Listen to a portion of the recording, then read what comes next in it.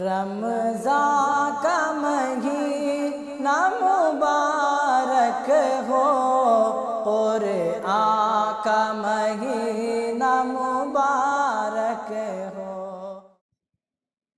السلام علیکم ورحمۃ اللہ وبرکاتہ۔ الحمدللہ رب العالمین والصلاة والسلام علی رسولہ الکریم وعلی آلہ واصحابہ اجمعین، اما بعد۔ محترم سامعین کرام اور سامعات، میں آپ سبھی کا اسلامی طریقے سے استقبال کرتا ہوں رمضان، قرآن اور ہم کی اس محفل میں۔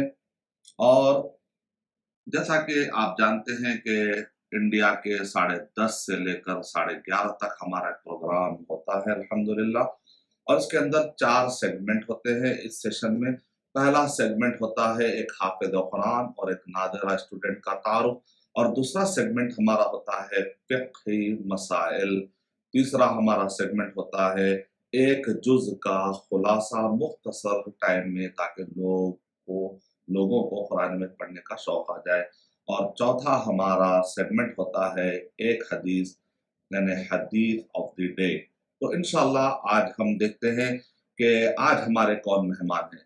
پہلے سیشن میں، پہلے رمضان المبارک میں ہمارے مہمان تھے حافظ مہران کرنول سے، سیماندھرا سے، اور دوسرے دن ہمارے مہمان تھے حیدرآباد تلنگانہ سے حافظ عثمان۔ پھر اس کے بعد تیسرے ہمارے مہمان 2 مہمان آئے تھے سعودی عرب سے، مرزا صفوان تھے، اور اسی طریقے سے مرزا حمدان تھے۔ پھر اس کے بعد چوتھا سیشن بلاری کرناٹکا سے، جہاں سے حافظ بننے والے انشاءاللہ اسٹوڈنٹ تھے، اس کے اسٹوڈنٹ راشد تھے۔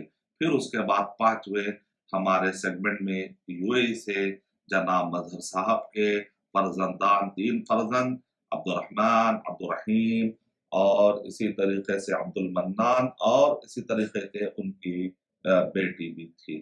تو الحمدللہ ابھی تک ہم نے ان کے ذریعے سے قرآن مجید سنا، قرآن مجید کی آیتیں سنی، اور اسی طریقے تجوید کے قاعدے بھی ہم نے سنے۔ تجوید کے قاعدے میں جو ہے ابھی تک ہم نے حروف اخفا سیکھ لیا ہے، حروف حلقی سیکھ لیا ہے، اور حروف ادغام۔ تو انشاءاللہ آج میں اس کا خلاصہ بھی کروں گا، لیکن اس سے پہلے چلتے ہیں ہم کینیڈا کی طرف۔ آج ہمارے پاس کینیڈا سے آئے ہیں ہمارے ہونہار حافظ، اور ہمارے اپ کمنگ جنریشن کے لیے ایک بہترین مثال، کہ جو اپنی سٹڈیز بھی کر رہے ہیں، عصری تعلیم بھی پڑھ رہے ہیں، اور ساتھ میں انہوں نے قرآن مجید بھی ایک مکمل کر لیا ہے الحمدللہ۔ اس کا مطلب بہت سارے ہمارے پیرنٹ جو وری ہوتے ہیں کہ کس طریقے سے ہمارے بچے حافظ بن پائیں گے، تو الحمدللہ کینیڈا میں رہ کر وہاں پر آپ جانتے ہیں کہ بہت سارے مسلم انڈیا سے، بر صغیر سے اور گلف سے ہجرت کر کے ذریعہ معاش کے لیے وہاں پر گئے ہیں، تو وہاں پر انہوں نے مسجدوں کا ایک جال بچھایا ہے۔ اس مسجد میں جب اتنی محنت ہو سکتی ہے تو انڈیا اور بر صغیر اور عرب کنٹریز میں تو ماشاءاللہ یہاں پر تو اور سارے مدارس ہیں، تو آپ کو ورید ہونے کی ضرورت نہیں ہے۔ آپ کے بچے انشاءاللہ اسکول بھی پڑھ سکتے ہیں، کانٹمپرری ایجوکیشن بھی پڑھ سکتے ہیں، اور قرآن مجید کا حفظ مکمل، یا جو اللہ تعالیٰ نے آسان کیا اتنا یاد کرتے رہے، زیادہ سے زیادہ یاد کرائے، قرآن میں اچھا پڑھائے، ناظرہ پڑھائے، تلفظ اچھا رہے، تجوید اچھی رہے۔ تو آئیے آج ہم لیتے ہیں ایک مختصر سا انٹرویو اور قرآن مجید سنتے ہیں ہمارے زید صاحب سے، ہمارے ساتھ موجود ہے کینیڈا سے۔ السلام علیکم ورحمۃ اللہ وبرکاتہ۔ وعلیکم السلام ورحمۃ اللہ وبرکاتہ۔ What is your name? My name is Zaid Sayyed. MashaAllah. How are you? Fine. What is your father's name? What is your father's name? Farid Sayyed. Farid Sayyed, MashaAllah. Okay, Zaid, tell me about yourself. I'm 15 years old. I live in Canada with 15 my years family. old. Okay. You are in Canada. Okay. Where were you born? Where were you born? I was also born in Canada and brought up here.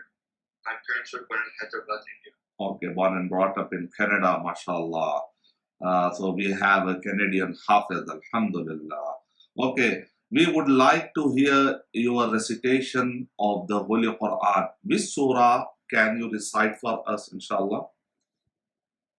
Surah Al-Mulk. Suratul Mulk, mashallah, very famous surah in the kids, in the kingdom of kids, mashallah. Okay, you can begin now, inshallah. أعوذ بالله من الشيطان الرجيم بسم الله الرحمن الرحيم تبارك الذي بيده الملك وهو على كل شيء قدير الذي خلق الموت والحياة ليبلوكم أيكم أحسن عملا وهو العزيز الغفور الذي خلق 7 سماوات طباقا ما ترى في خلق الرحمن من تفاوت فارجع البصر هل ترى من فطور ثم ارجع البصر كرتين ينقلب إليك البصر خاسئا وهو حسير ولقد زينا السماء الدنيا بمصابيح وجعلناها رجوما للشياطين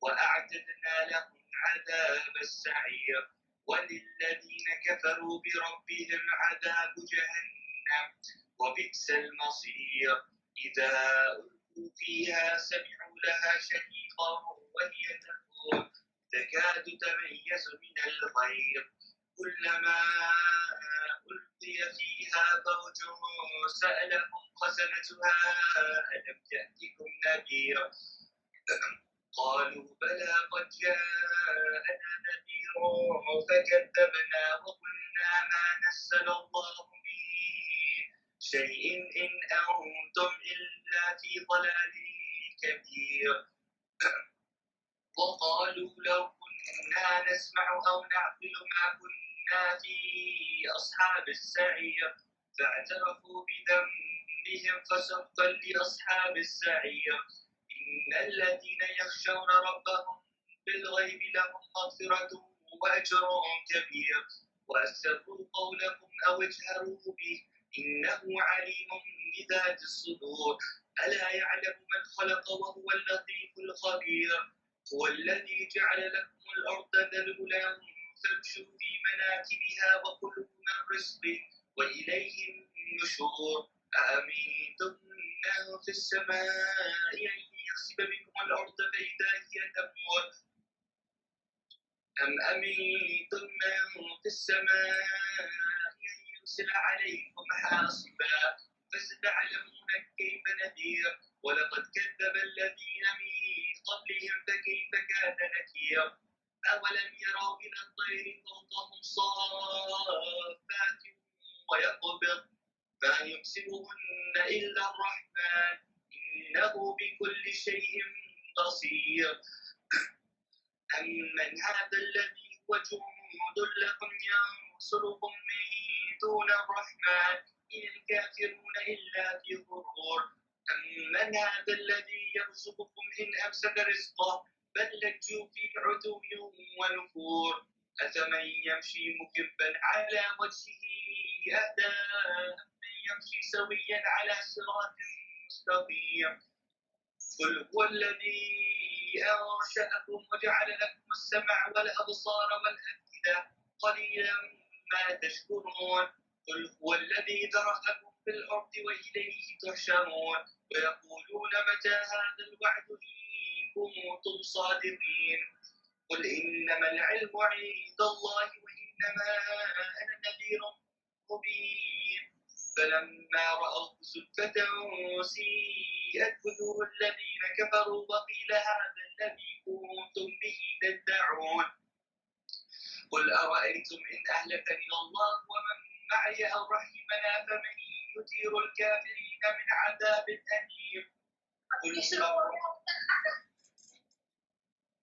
قل هو الرحمن آمنا به وعليه توكلنا فستعلمون من هو في ضلال مبين قل أرأيتم إن أصبح ماؤكم غورا فمن يأتيكم بماء معين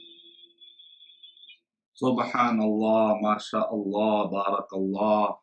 May Allah subhanahu wa ta'ala reward you, your parents, elders, and especially your Ustad. Okay, Zaid, what is your suggestion and advice?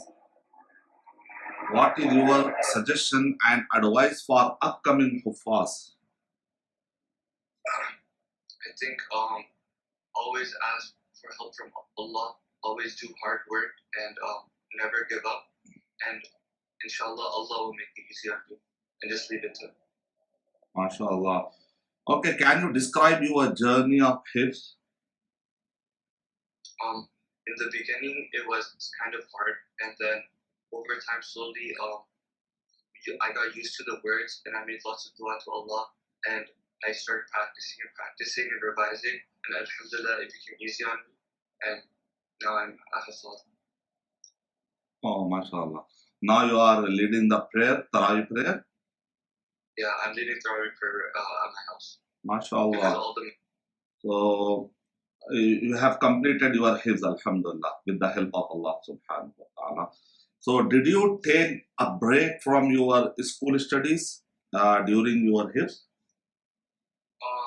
yeah, only 2 years, and Okay.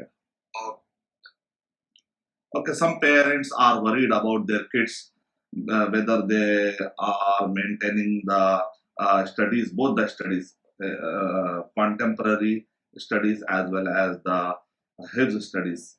Can you suggest something for them? I think when you finish your hifz and you go back to school, then inshallah Allah will make it easier on you. For me personally, I finished my hifz and I went back to school, and then just in like 1 year I got all caught up and everything was good for me. So you have adopted very easily. Everything you have adopted, Alhamdulillah. There is no kind of any kind of difficulties, Alhamdulillah. There. But with the barakah of Hifz, inshallah, everything will be easy, inshallah. Later on, you can adopt, and later on, you can regain everything, inshallah. MashaAllah, MashaAllah. So, may Allah subhanahu wa ta'ala reward you, your parents, elders, and especially for your Ustaz. Fajazakumullahu khairan. Inshallah, now you can take leave, Zaid, inshallah, from Zoom. We will, inshallah, and we will continue our next segment. Okay, इंशाल्लाह जज़ाकुमुल्लाहु खैरन। तो मुहतरम सामिईन इकराम, ये थे ज़ैद।